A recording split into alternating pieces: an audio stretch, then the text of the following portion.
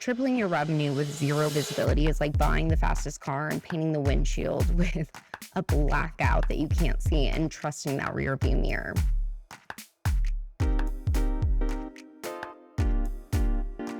Welcome back, everybody. Here's something I probably shouldn't say out loud. One of the most dangerous businesses that I see all year, it's not typically the one that is struggling. It's the one that's actually winning. I want you to think about that. The owner who's struggling is scared. They're watching absolutely everything that's happening, every single dollar at all times. But the owner who just had their best year yet, that's the one that keeps me up all night long, because that's the one who finally lets their guard down right at the moment when they need to peak and they shouldn't be. And before this episode is done, I'm going to prove it to you. I'll tell you about a guy who tripled his revenue, more than tripled actually, and almost lost the whole thing at the top, not at the bottom, the top.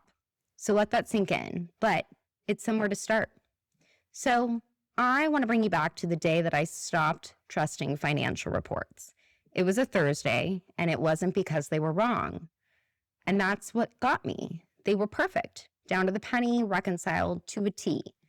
And I know that sounds contradictory for me, but it's important here. So there's a guy I know, and he is running a contracting business. $2.5 million a year, sharp, knows his numbers, knows the trade cold. And he sends me his year-end numbers. He's really proud of them because typically they're a mess from his bookkeeper, but this year they were spotless. And he goes, "So what do you think?" And I'm looking at it, and what comes out of my mouth kind of shocked me too, but I said, "This is a really accurate picture of a business that doesn't exist anymore." He laughed at first and he thought I was being cute, but at the end of the day, I wasn't. Those numbers he was so proud of, they were describing a company that was from 9-10 months ago. And the version that made those calls 9-10 months ago hired those people. That business is no longer there. It is a different business from that point.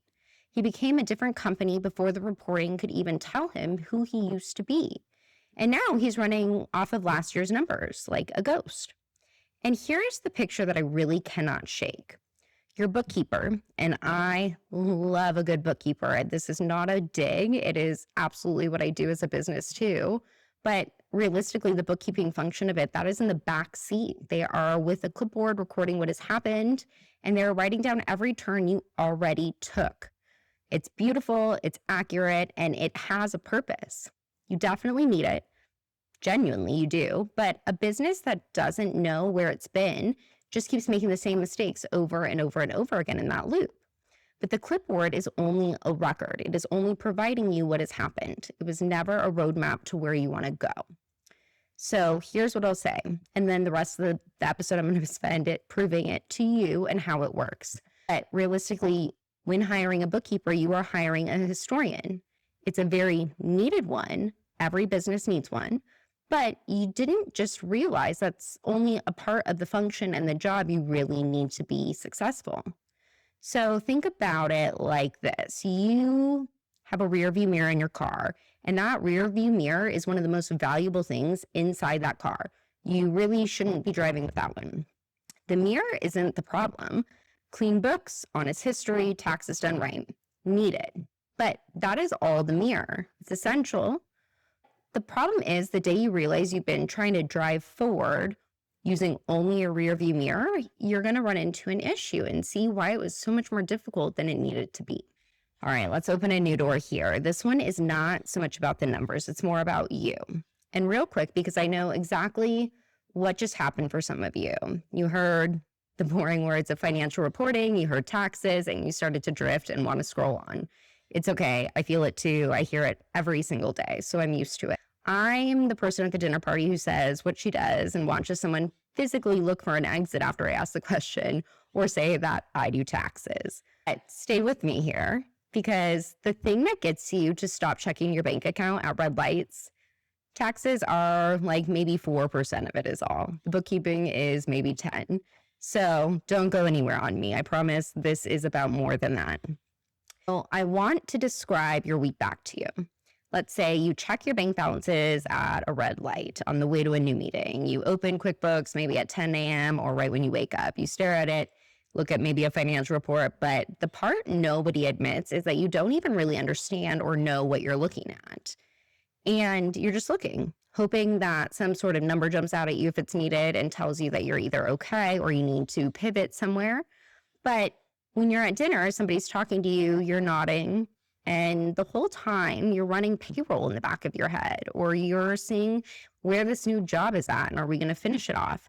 And on paper, maybe the business looks great. And that's the part that makes you feel a little bit crazy, kind of. You've decided maybe that it's your flaw specifically, that you're just anxious. Maybe other real entrepreneurs that have made it don't feel this. Maybe you missed some sort of memo or weren't taught this growing up.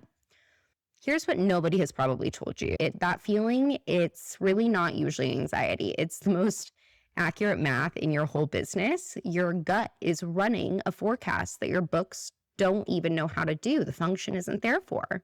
And it's right. That's why it won't shut off. The instinct, the gut feeling you have needs to be there. But what if there was an easier way to do it? So I've never once, not even one time, I don't think, had one owner describe that feeling and then not be able to, after going through things, tell me exactly what actually they are scared of. They always know it is never some vague cloud or I don't know if I can cover payroll in March or whatever. It is typically a specific number, a specific date attached to it. I'll back up actually a little bit here. So let me tell you about a couple. I'm going to change some of the details here just to protect any anonymity, but there's a husband and wife, clients of mine. They own a business together. They're actually doing pretty well, better than they say out loud or probably feel confidently. But one night they were driving home from dinner. Radio was low, not much going on. And out of nowhere, the wife asks, "Are we okay?" Husband says, "Yeah, we're fine." And that was it. She turns and looks at him and says, "No, really, are we okay?" And after a while, he didn't really answer. He just keeps driving, hands on 10 and 2, because he doesn't know the answer to that. He didn't know. That same feeling she's feeling inside, he has that same hum in his chest, and he can't make himself lie to her twice. So they ride the last 10 to 15 minutes home just like that. Her looking out of a window, feeling disconnected, him looking out his, both confused about a same issue that they don't know how to even put into words. So two people who've built this entire life together, a business, 3 feet apart, totally feeling alone because they're both lost on the same thing. What's interesting in this scenario is they actually had money. That wasn't really the fight that they were having or even the concern. The fight was that neither of them could see where they were at clearly and, more importantly, what was coming, what they were going to be facing in any sense of what was coming. And you can't just reach for one another and be like, "Hey, I need you," in the dark when you're both scared of that same thing and also terrified to talk about it. So if you've had that sort of car ride, if you just went somewhere for a second, whether it was you or someone else, hear me. That silence isn't you failing your marriage. It isn't you failing your business. It isn't you being weak. It is people carrying out something that no one should carry alone without actually having a roadmap for how to beat it. And listen, I am not on the outside pointing this out just to everyone else. When I first went out on my own, and what's funny about this is my actual career, my actual job. But the thing that I'm supposed to be best at, my books were perfect. Yes, I had everything reconciled to a T. And I still remember sitting in my car in a parking lot before a really big meeting I was going to, and I was checking the balance on my phone like it was going to say something different than it did before. Not even that it was almost empty and I needed more money to just come in there. I just was looking for something to reassure what was coming next. And I was hiring and a bunch of different things that every other business owner eventually typically faces. I'm the person who's supposed to fix this for other people. So that's what I decided to do. I sat down and I did that exact thing for myself. The clean books that I had, they weren't touching the fear that I was also holding, not even a little bit. So when I tell you it's not a flaw, I'm not being nice. It's because I've been in that exact same parking lot and I don't want you to be there. So the part I really want you to hear, because I think you've been blaming the wrong thing, similar to most of my clients probably have, is that your bookkeeper or your accountant or your CPA, they're actually doing their job exactly right. Taxes are filed, bookkeeping and financials are up to date, compliance is clean, and the year recorded is honest and it matches. That is absolutely essential, skilled work, and you need to be paying for that. But it's built about a government's calendar. It is on April. It is on quarterly deadlines. those close out a year, and that's great. That needs to happen. But it's the year that is already finished, the year that has already happened. So you don't need your historical accountant to magically become a strategist for you. You need a strategist in the room too, most of the time, or you need to become the strategist for yourself. And most owners only ever really know how to hire that very first chair. Then they sit there at 4 a.m. blaming themselves for the second chair being empty or why the second chair failed miserably. So unfortunately, it does get a little bit worse because if the business doesn't have anything to look forward to, something has to. And I want you to sit with who or what that something is for you. Most of the time, it is you yourself, your body around the clock that is monitoring it. I'll kind of give you an example of what I mean there. So I'm sitting with a woman. She is a med spa owner, has a few locations, and she's actually absolutely killing it. But she's stressed about cash constantly. Every new location she opens, every new hire. Her books are immaculate. And I asked her something that got to her, which actually had nothing to do with the books. We talked kind of through what her slow stretches were. And every year, when is it getting so tight that you feel like you need to pull all these new line of credits when you are a very profit business? And her answer was clockwork. And without even thinking, she goes, it is always March and then August. Instantly, she knew the answer to that. She has known it for years. No one had ever asked her the question. Every March, she white knuckles everything so she can get payroll through, maybe gets that line of credit. And I said, is that in here? The financial statement she had provided. Is March anywhere in here indicating that? It wasn't. The books don't have a March in them. They've got March of last year sitting there like an artifact, but there is no flag that says, hey, get ready. We're coming up on this again next quarter. And in this case, about 5 weeks. So she internally, her body became that flag. Her body is in that early warning system for a 4-location business that's growing quicker than she was ever anticipating. It is not any sort of financial plan. That is a woman who hasn't taken a breath since she started the business in 2019. There's what stops the conversation for me most of the time. Let's give you another client of mine, a 7-figure client, mid 7 figures, and the kind of success that most people stop you in the grocery store about. They're excited. They tell their kids about it. They're, hey, we got to get dressed up when we have someone over for dinner. Well, his son was 9, and he is at the baseball game in this scenario. He watches his son get a hit, and it was a real hit all the way to the outfield. And the kid does what every other kid does. He looks up into the stands for his dad's face. And his dad missed it. He was right there, second row, but he was in his own head, refreshing the bank account, taking a look at his emails, because he was the forecast. Him himself was the forecasting. And the forecast doesn't really get a moment off, or an inning off in this case. When he and I talked about this, he told me, he's like, I was there. My son was angry and I was there. But his voice just dropped when he said it. I drove home and I couldn't have told you if my kid won or not without hearing everyone else cheer. My own kid's game, I'm sitting there and I'm stressed about X, Y, Z. It's like I wasn't even present for it. And that's the part that nobody really warns you about with being an entrepreneur. It doesn't just show up always in your bank account.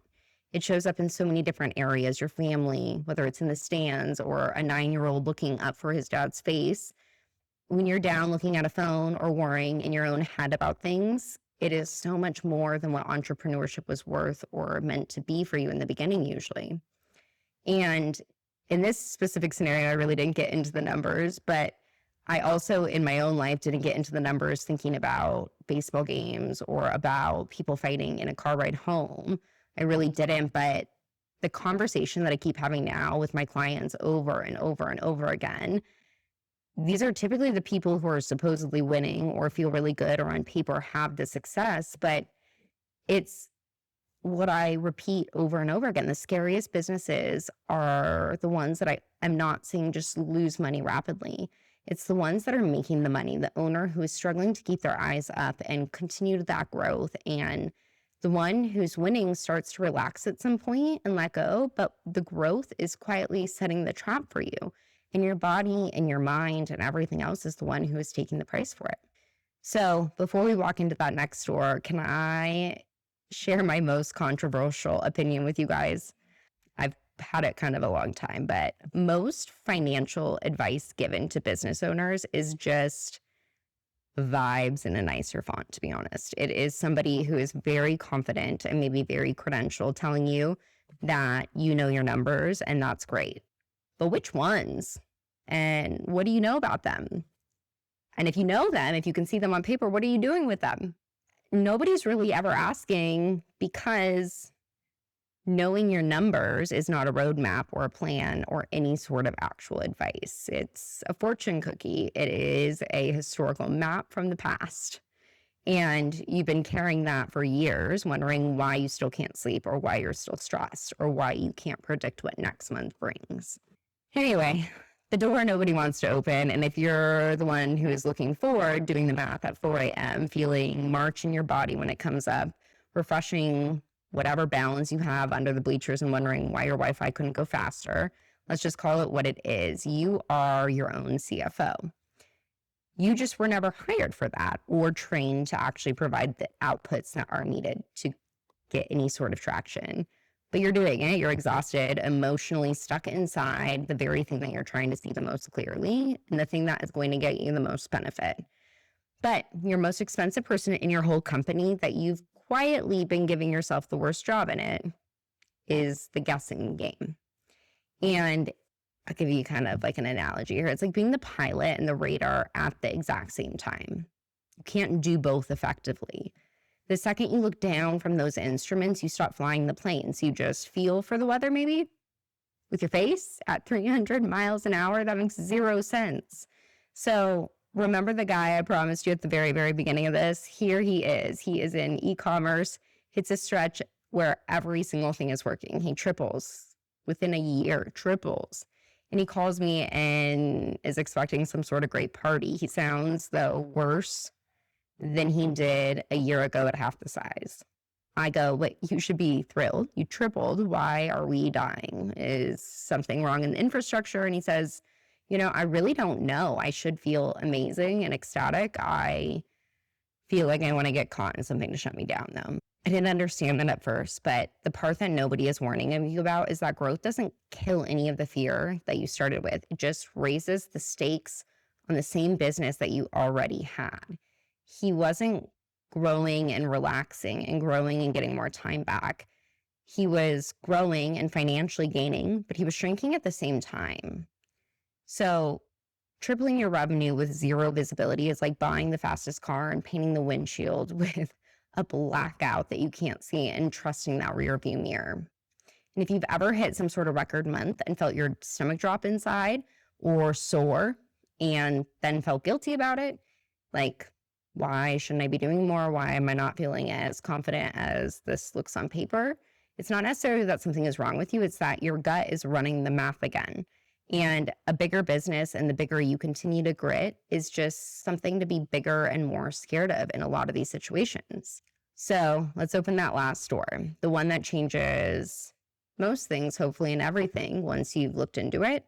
We've all been sold this idea that confidence is a personality or something you have or don't have, that some people are just built calm, but others are built for risk maybe. And the rest of us are supposed to just kind of fake it till we make it in between. And I want to tell you, I've sat across hundreds of owners, and the calm ones aren't braver than you are. They're not tougher a lot of times. They have visibility. They can see. That's it. That's the whole difference. Confidence isn't a personality. It is visibility that creates the confidence behind the plan you're executing. And the owner who seems unshakable doesn't have any more guts than you. They've got a longer headlight, maybe. The same dark road, the same speed. They just can see hundreds of feet further than you can. So they stop flinching along the way. They gain that confidence, which is why I'll say it as plain as I can. Most owners don't have a money problem.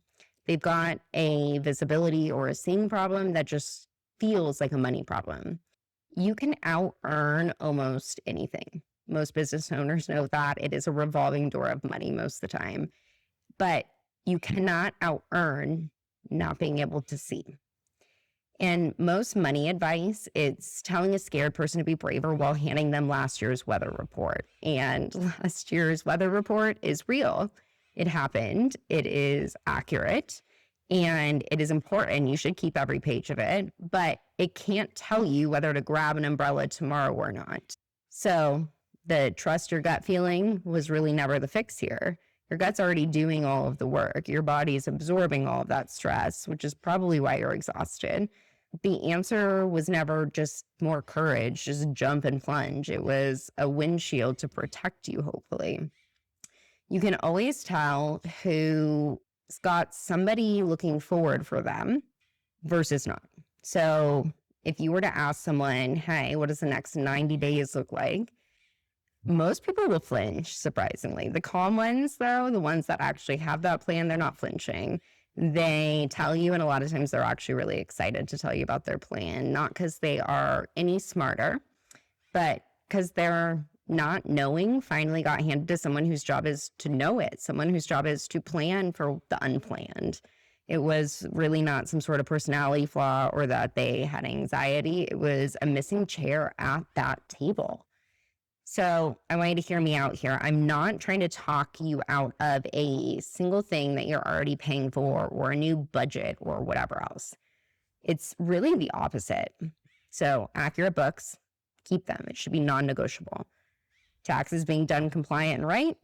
Yes. Honest record of where you've been? Needed. It's a foundation for everything else that's going to come. You can build decisions based on this clean foundation. You can't build one without. A foundation, though, is not a house. So as much as you can continue to build that foundation, you can't build anything off of just the history or foundation alone. The truth of what happened is the very first step, similar to the foundation. Somebody taking that truth and turning it into, here's what's coming. Here's what we can do about it. What are your goals forward so we can make those happen within this plan? That's just the next step up. It's the one, instead of every other one before, creating this anxiety between you. It's a staircase. Most people just didn't know there was a second staircase to continue climbing up. So let me take you back to the very beginning of this to wrap it up. The contractor, the spotless numbers. After all of the beginning conversation we had, he got really quiet and he goes, so you're telling me my books are basically an obituary? I laughed kind of and I said, no, but books are the truth. It's not an obituary. They're the most honest thing in the whole business. They're something that are going to be challenged at certain points in the business, likely. And they're just a truth about the year that you already lived, the year that is already closed out, accurately, hopefully beautifully, and behind you. And then he said something I since have kept with me. And he told me he didn't want to know what he already did. He goes, I've already lived it. I've experienced it. I want to know what I'm walking into. I couldn't have said it better myself because that's it. That's the one sentence. That's what keeps most people up at 4 a.m. in that quiet car, maybe when you're driving with your spouse under those bleachers where you should be watching your kid. And most of us just don't have the word for it, or maybe we do and we don't have the plan behind it. But for me, here's where it lands. It, for most of my clients, is never about the money. A lot of them have the money. That's not the problem. It's about what the not knowing or what the unknown moving forward or the accident or the client who leaves, what happens then? They might have the money, but what happens if something changes? We don't have anything else behind it. And the 10-minute car ride where no one says a word and they're thinking about that can be beat. The balance maybe you're checking before going into a meeting, the bill you're worried about having to pay, the payroll, whatever, it's something that can be fixed. It's something that you weren't really supposed to have to choose between, do I worry or do I just let it roll? There's a plan behind it. And the thing that decides how your next 90 days actually feel maybe derive from what's behind you, but you're not driving what's behind you. Things change in 9 months, 2 months, 3 months. And it's how do you make a plan forward with what's been executed behind you? Or would you prefer to just be out in the dark and you're just kind of hoping to? So make sure that everyone, if you're not already investing into finding that road forward for you, get someone to watch the road for you. Go enjoy the baseball game. Go enjoy your time with your family and stop worrying about it because the whole thing is able to be tracked. If you found anything valuable in this, I encourage you to subscribe here. We're getting ready to go into how to actually build this out as to a whole plan within your family wealth building, whether it is you and a spouse, your kids, or future grandkids. However that looks for you, make sure to hit subscribe, and we'll be back next week.